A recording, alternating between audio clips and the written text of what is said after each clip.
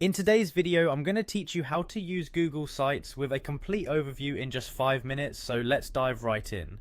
First, we need to access Google Sites. This is an online tool from Google that allows you to create websites quickly and easily without needing any coding skills. To get started, open your web browser and head over to sites.google.com.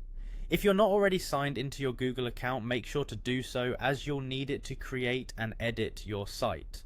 Once you're on the Google Sites homepage, you'll notice a template gallery option. Click on this to browse through the various templates available.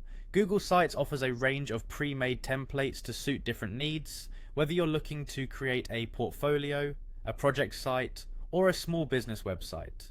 Take a moment to explore these options and consider what layout and style might be the best fit for your project. After you've had a look through the templates, select one that aligns with your vision for your site. The template you choose will serve as the foundation for your website, and you can customize it extensively to make it your own. Don't worry too much about getting it perfect right away, as everything can be edited later. Now that you've selected your desired template, it's time to get creative and edit it to your liking. You'll notice various sections in the template that can be modified by clicking directly on the content. Google Sites is user-friendly, with drag and drop functionality making it easy to rearrange items, add images, edit text, and integrate Google tools like Google Docs or Google Calendar.